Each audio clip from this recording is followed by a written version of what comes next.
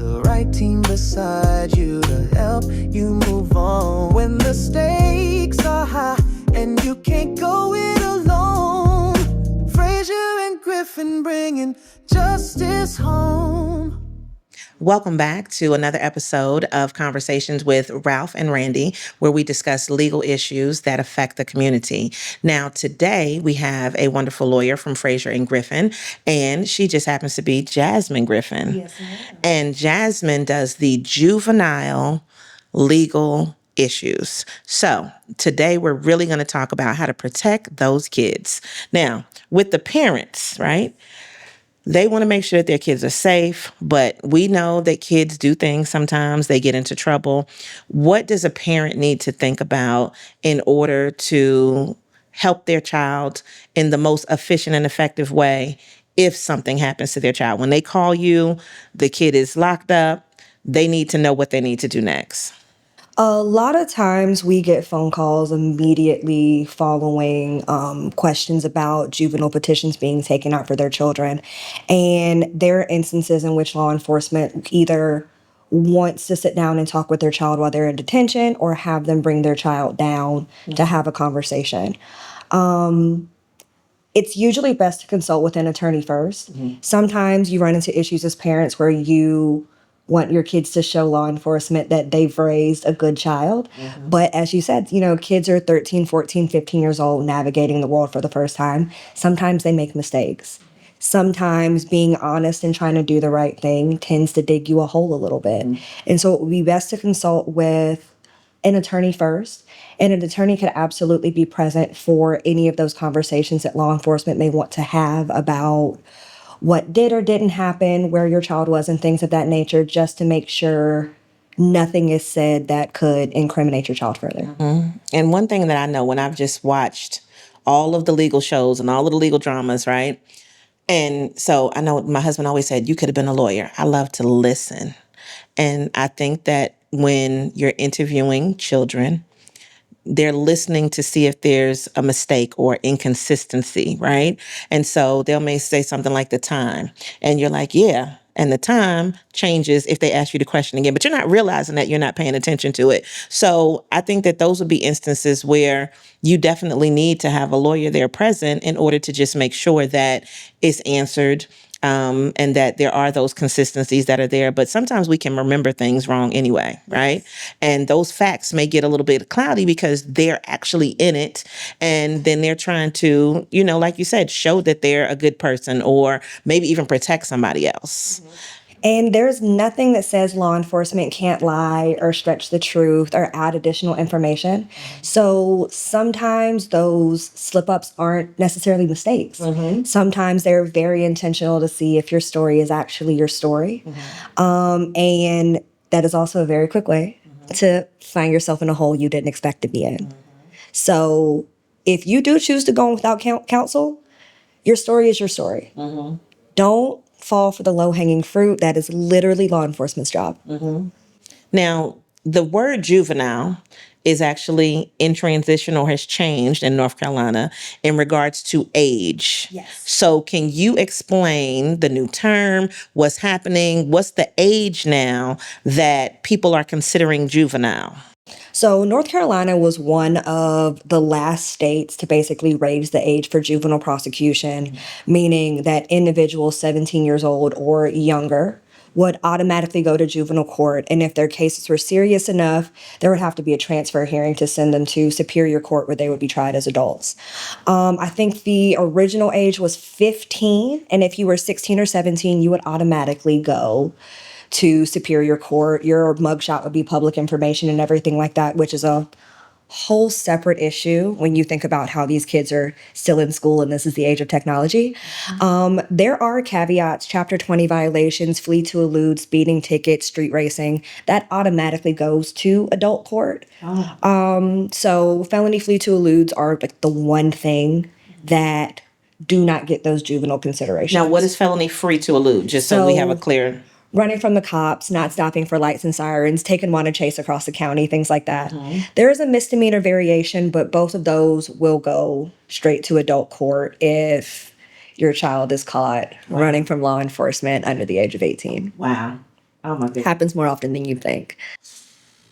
Okay. So if let's just say anything, right? Because it could be any of those things.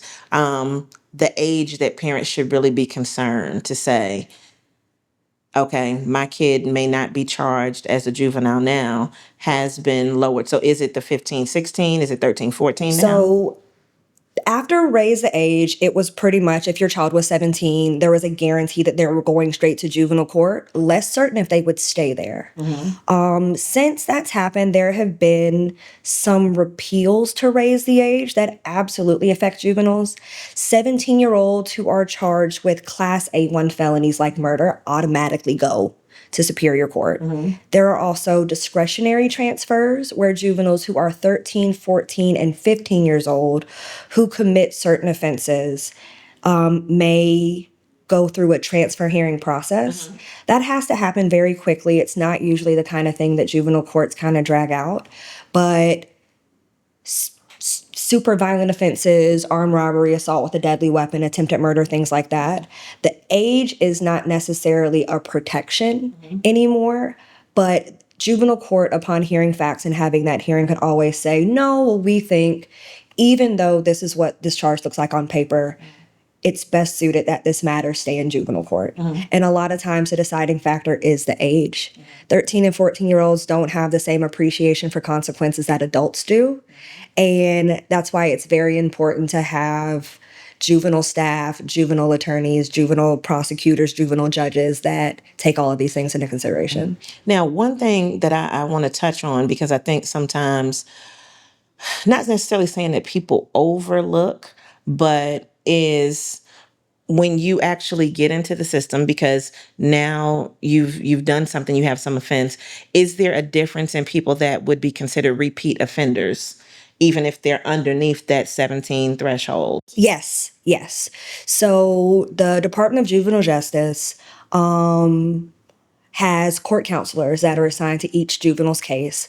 They make sentencing recommendations. Sometimes those recommendations are, go to school, listen to your parents, do community service. And if you can stay out of trouble for, like 6 months, 12 months, your cases can be dismissed. Sometimes there are situations where plea agreements are entered and they're placed on juvenile probation. Sometimes we never see them again in the context of court.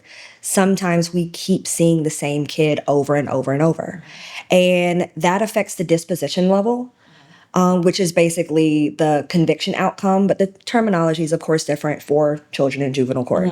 You have your lower level dispositions that include probation, your higher level dispositions, which could result in YDC confinement for a period of months based on the offense.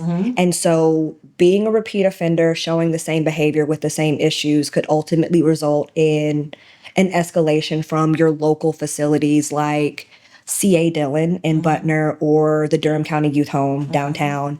And it could result in out-of-county placement in a juvenile detention facility like YDC. Okay, now, when you're looking at the criminal charges, how do those things impact families beyond the courtroom? It's tough. There are a lot of instances where you kind of have to peel back the layers and look beyond what happened to really see why.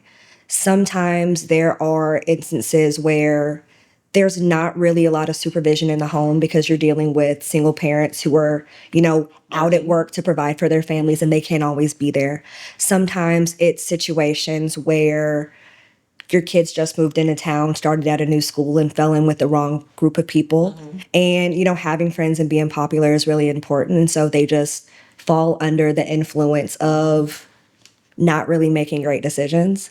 Sometimes it's the environment that they grow up in, and they don't think twice about doing the things that they've seen other people do their entire lives. And so once the juvenile process starts, that's sometimes the beginning of having resources that they would not have had otherwise for those families. There are programs that the juvenile has to participate in, but also the parents or the guardians have to participate in as well. Parenting classes are sometimes offered. Community outreach organizations, Project Build, the Proud program, juveniles who have not been attending school have the opportunity to go to Project Build and work on their GED. Or, they're able to talk to somebody about taking classes, at Durham Tech or something like that once they've gotten their GED. They've got opportunities to get family counseling, individual counseling, mental health evaluations, things like that, if that's something that the court counselors determine that they need. And sometimes that makes all the difference in the world. Sometimes these kids just need somebody to talk to. Sometimes they have additional needs that aren't being met for whatever reason.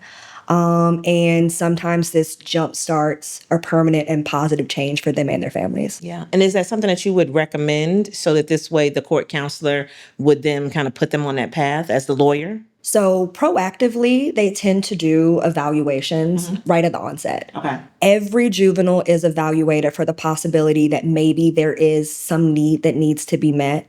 And it's just part of the general intake process.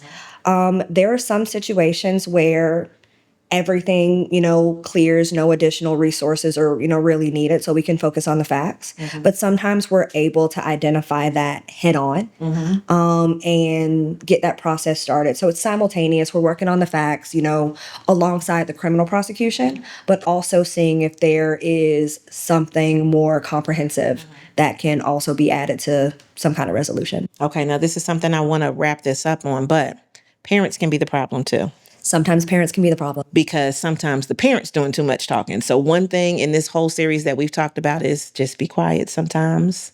Let your lawyer handle it. Don't answer any questions. And I know, like I said, from all of the legal dramas that I've seen, sometimes the parent is like, well, tell them what you did, say this and that. And so the parent can be more detrimental than the actual, child that is actually in that situation. So what would you say to parents? Take a second to not speak from a place of emotion. It's not, no one's expecting to get a call at 10 o'clock at night saying your kid just got caught breaking into somebody's car. No one is expecting to get a call saying you need to come down to the school because your kid was just involved in a shootout behind the property. And that sparks a whole lot of things. Anger, sadness, frustration, disappointed. I didn't raise them like this. What were you thinking? You're out here making us look bad. And they're coming out of the school calling you by your government name. And that is a very honest, realistic human response. But it's not always helpful. Because sometimes when you say things from a place of emotion, you misspeak, things are taken out of context, and it kind of puts your kid behind the 8 ball a little more. So that's not to say don't ever speak to them eventually, but speak when you've had time to process. Speak when your child has had time to process. Speak after you have had an opportunity to speak together. To kind of figure out, this is what happened. Is this a situation where your child was in the wrong place at the wrong time? Is this a situation where accountability is needed? Because all it takes is to say one thing that's interpreted the wrong way because you were upset when you found out, that puts you in a bigger situation than you ever thought you'd be. No, definitely. But there are also parents who say, my child would never do this. And it's like, your kid did this. Like, this is clear, right? Like, your kid definitely did this, but they just can't process that. Because the kid you see at home isn't the kid you see outside. Or you're seeing the kid from a little kid perspective, not a teenager who's going through things. They're still the child that was bringing you macaroni art from their first grade class, and they're not the kid. Absolutely. They're not the kid that is, developing personal relationships and got a little boyfriend, girlfriend at the school. Like, my kid would never smoke weed. My kid would never be around guns. Like, we grew up with, every now and then people would smoke weed, get into fist fights. It was a normal thing that kids do. And it's the same thing for a lot of these kids, except for the norm is harder drugs and firearms. And there are situations where you think my kid would never, but also it's being very normalized. So the sad reality is your kid might. This isn't behavior that you would ever see from them.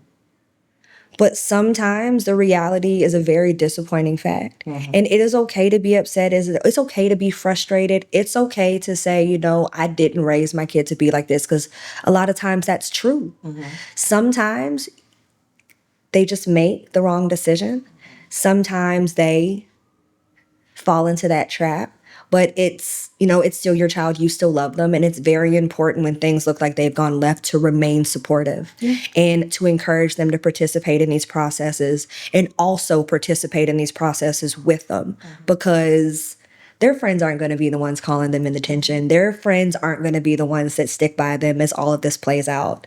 You are. And if anything, you're both going to come out better on the back end because of it. Definitely. And this is why you keep your lawyer on tap. And this is why Frasier Griffin, Frasier, all of the Frasiers and all of the Griffins, right?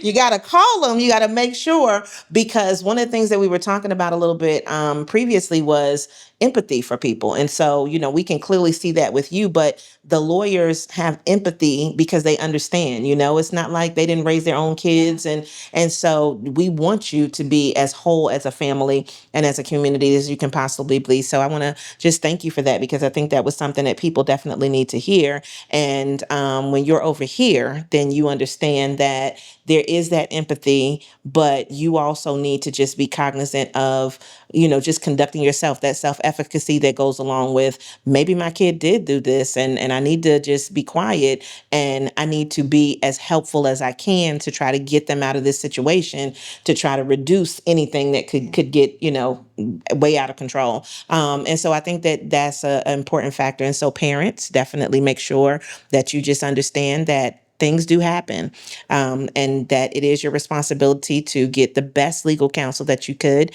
And I definitely suggest you might want to talk to Miss Griffin over here. Absolutely. When it comes to getting in there with the kids, you know, because you need an attorney that's on your side and that really understands and that's empathetic and that can, you know, just navigate this for you, because you don't have to do it alone.